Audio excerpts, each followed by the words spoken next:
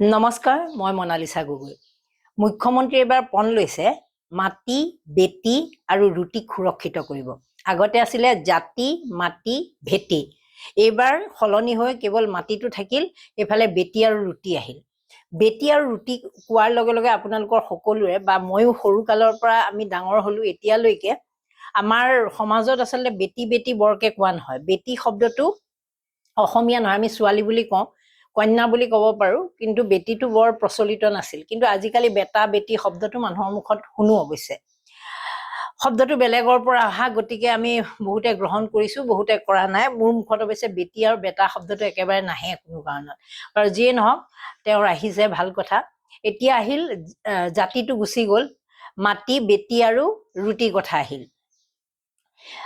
গতিকে এতিয়া কথাটো হ'লগে কি, এই যে ৰুটি শব্দটো, ৰুটিৰ কথাটো তেওঁৰ মনলৈ কেনেকৈ আহিল?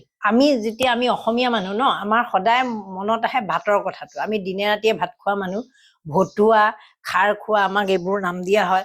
গতিকে আমি ভাত এসাঁজ নাখালে, আজিকালি কোনোবাই ডায়েবেটিছ হোৱাৰ কাৰণে ৰাতি ভাত নোখোৱাকে শুৱে বাৰু, কিন্তু বেছিভাগ মানুহে আমি ভাত খাওঁ। গতিকে আমি অন্ন, বস্ত্ৰ আৰু এই যে আমাৰ আগতে যে আছিল বাসস্থান, এই তিনিটা হ'ল আমাৰ এচেঞ্চিয়েল নিড। গতিকে আমি যদি ৰক্ষা কৰিব লাগে, আমি অন্ন সুৰক্ষা কৰিব লাগিব, মানে আমাৰ ভাতমুঠিৰ সুৰক্ষা কৰিব লাগিব, জাতিৰ সুৰক্ষা কৰিব লাগিব, ভেটিৰ সুৰক্ষা কৰিব লাগিব, মাটিৰ সুৰক্ষা কৰিব লাগিব। আৰু কন্যা সন্তানৰ সুৰক্ষাৰ কাৰণে যদি আমি ভাবো, কন্যা সন্তানৰ সুৰক্ষা কৰিব লাগিব। কিন্তু এতিয়া মুখ্যমন্ত্ৰীয়ে একেবাৰে শ্লোগানটো দেখোন সলাই দিলে। এফালে আহিলে বেটি, নতুনকে এটা শব্দ আহি গ'ল, যিটো ছোৱালীক বুজাইছে, সেইটো আচলতে হিন্দী তেওঁলোকে তেনেকে ব্যৱহাৰ কৰে শব্দটো। আৰু ইফালে আহি গ'ল ৰুটি।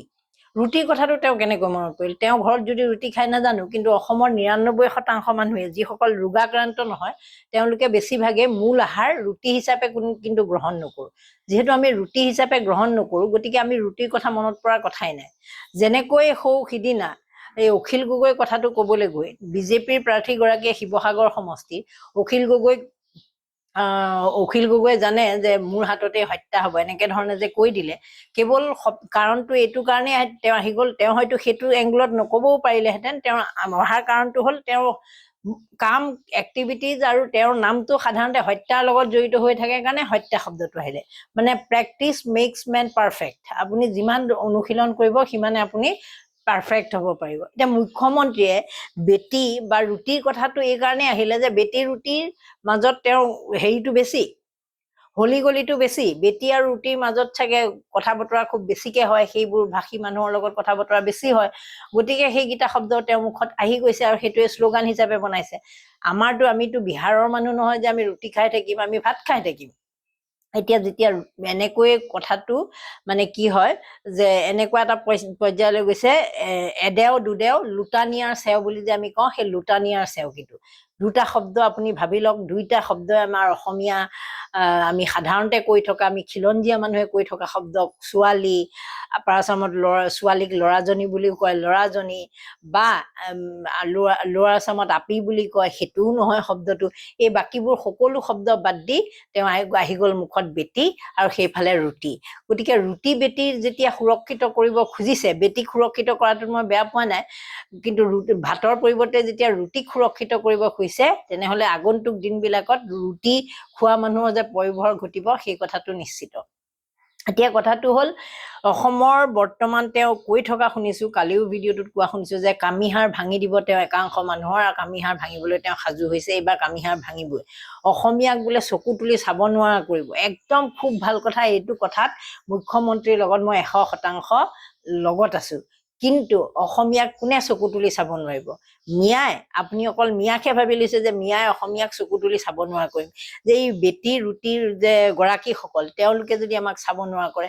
এইখিনিতে মই এটা কথা কওঁ দেই, বহুতে হয়তো মোৰ ভিডিঅ'বোৰ চাই এইকেইদিনত যদি কোনোবাই চাইছে, এনেকেও ভাবিছে যে মই খুব বহিৰাগত বিদ্বেষী। সেইটো একেবাৰে নহয়, বহিৰাগত বিদ্বেষী মই নহয়। মই আপোনালোকক মোৰ এটা এক্সপিৰিয়েঞ্চৰ কথা কওঁ। এবাৰ ফেঞ্চি বজাৰ ৮গাঁও ফালৰ পৰা লক্ষ্মী ইলেক্ট্ৰনিক্স বুলি এখন দোকানলৈ মই গৈছিলো। তাতে হোলচেলৰ বহুতবোৰ বস্তু পায়, ইলেক্ট্ৰনিক্স সামগ্ৰী।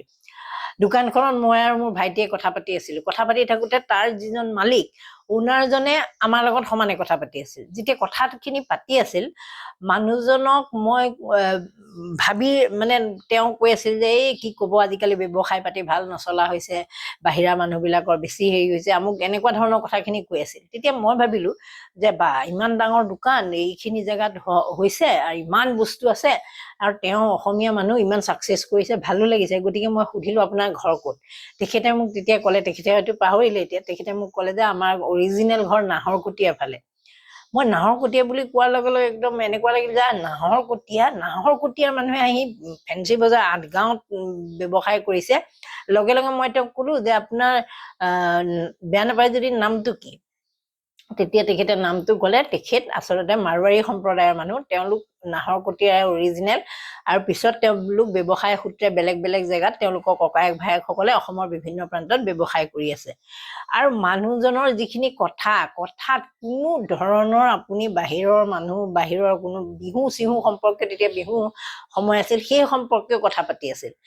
সেইজন মানুহ খিলঞ্জীয়া। সেই মানুহজনে আহি যেনেকৈ আমাৰ ইয়াত আদৰি লৈছে আমাৰ সকলো কথাই, কোনোদিনে দাদাগিৰি দেখুওৱা নাই, আমাৰ লগত সমানে আছে, সমানে কথা বতৰা পাতিছে, আমাৰ লগত আমাৰ আৱেগ অনুভূতিক তেওঁ গুৰুত্ব দিছে। গতিকে সেই মানুহজন হ'ল অসমীয়া। মানে তেওঁক অসমীয়া বুলি আমি ক'লেও বা তেওঁৰ ক্ষেত্ৰত আমি জাতি মাতি ভেটি সেই শব্দটো তেওঁৰ ক্ষেত্ৰত প্ৰয়োগ কৰিব। তেওঁ বুলি নহয়, তেনেকুৱা বহুতবোৰ মানুহ আছে, মই জানো নলবাৰীৰ ফালেও তেনেকুৱা মানুহ মই বহুত পাইছোঁ, যিসকলক আপুনি কোনো কাৰণত উপাধি বা একেবাৰে হেৰি নুসুধিলে গম নাপায়, সেইসকলে তেনেধৰণে আদৰি লৈছে। মাৰোৱাৰী বুলিয়ে নহয়, বেংগলী মানুহ আছে, বিহাৰী মানুহ আছে, চব জাতিৰে তেনেকুৱা মানুহ আছে যিসকলে আমাক গুৰুত্ব দিয়ে। কিন্তু কিছুমান মানুহ আছে কেৱল ব্যৱসায় কৰিবলৈ আহিছে, ব্যৱসায় কৰিবলৈ আহি তেওঁলোকে ধন ঘটিছে, দেশলৈ পঠাইছে। দেশলৈ পঠোৱা বুলি তেওঁলোকে যে কয়, দেশলৈ পঠোৱা, দেশত গৈ পেলাই বিল্ডিঙৰ ওপৰত বিল্ডিং বনাইছে, আপোনাৰ ইয়াত কোনো ইনভেষ্টমেণ্ট নাই। তেওঁলোকৰ যি ইনভেষ্টমেণ্ট, সেয়া আমাৰ পৰাই লোৱা ইনভেষ্টমেণ্ট, আমাৰ পৰাই লৈছে, আমাৰ পৰাই কৰিছে, আমাৰ ওপৰত ব্যৱসায় কৰি তেওঁলোক গুচি গৈছে। গতিকে তেওঁলোকৰ নিচিনা মানুহক আমি বহিৰাগত বুলি কওঁ, আৰু তেওঁলোকক আমি ইয়াত খুটি পুতাটো নিবিচাৰোঁ।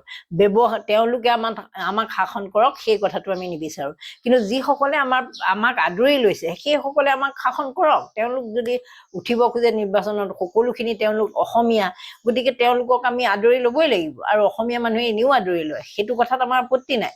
কিন্তু এই মানুহবোৰ, যিবোৰ অশোক সিংহলহঁতৰ নিচিনা মানুহ, আমাৰ সম্পত্তি হৰপ কৰা বুলি কথাত ক'ব পাৰি। গোটেই GS ৰোডটো, গুৱাহাটীৰ GS ৰোডটো যিমান আপুনি ডাঙৰ ডাঙৰ বিল্ডিং দেখিব, প্ৰত্যেক বিল্ডিং বিলাক চব অশোক সিংহলহঁতৰ নিচিনা মানুহবিলাকৰ। তেওঁলোকৰ ব্যৱসায় বাণিজ্য আটাইতকৈ বেছি সেইবোৰ জেগাত। সেইবিলাকত বৃহৎ বৃহৎ ব্যৱসায় কৰিছে, আমাৰ মানুহে তাত গৈ ভাড়া লৈছে, আমাৰ মানুহে সেইবোৰ বেছি দিছিল। বৃহৎ বৃহৎ উদ্যোগ, ৰাস্তাৰ কাষৰ মাটিবোৰ লৈ কম দামত লৈছে আৰু উদ্যোগ এষ্টাব্লিছ কৰিছে। গতিকে সেই কথাবিলাকত আমাৰ আপত্তি আছে। আৰু সেই যে কামবোৰ যে হৈছে, ইয়াত অৰিহণা যোগাইছে মুখ্যমন্ত্ৰীহঁতৰ দৰে মানুহবিলাকে। কাৰণ তেওঁলোকৰ, মই ক'লোৱেই যে আপুনি যিটো বস্তু প্ৰেক্টিচ কৰে, সেই প্ৰেক্টিচ কৰা কথাটো আপোনাৰ ৰাজহুৱা স্থানত ওলাব। কেতিয়াও আপোনাৰ কোনোদিনে নভবা কথা এটা ৰাজহুৱা স্থানত নোলায়। তেওঁ যে ওলাইছে, কথাটো হ'ল তেওঁ সেই মানুহবিলাকৰ লগত হলি গলি বেছি, আৰু তেওঁলোকৰ জাতিটো উঠাই দিয়াৰ কাৰণটোৱে হ'ল যে জাতি বুলি কোৱাৰ লগে লগে আমি সকলোৱে ক'ম, তেনেহ'লে গুপ্তাক কিয় তুমি প্ৰাৰ্থিত্ব দিছা বিজেপি, অশোক সিংহলক কিয় প্ৰাৰ্থিত্ব দিছা বুলি ক'ম। গতিকে জাতিটো তেওঁ বাদ দিছে। কথাটো গম পালেনে?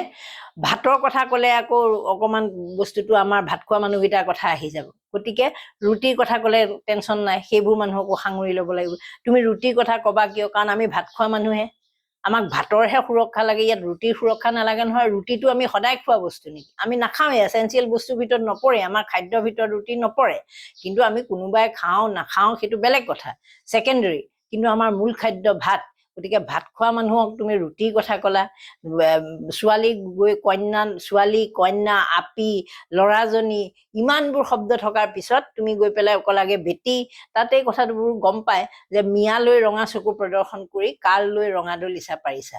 কাৰণ ৰঙা দলিচা সেইবোৰ মানুহলৈ পাৰিবই লাগিব, কাৰণ মোদী গুজৰাটী, অমিত শ্বাহ গুজৰাটী, সেইবিলাকক ৰঙা দলিচা নাপাৰিলে, আদানী আম্বানী গুজৰাটী, সিহঁতক ৰঙা দলিচা পাৰিবলৈ হ'লে এই বেটি শব্দটো ক'বই লাগিব, ৰুটি খোৱা কথা ক'বই লাগিব। কাৰণ তেওঁ আম্বানীয়েতো ভাত নাখায়, মোদীয়ে ভাত নাখায়, গতিকে ভাল লগাবলৈ ৰুটি।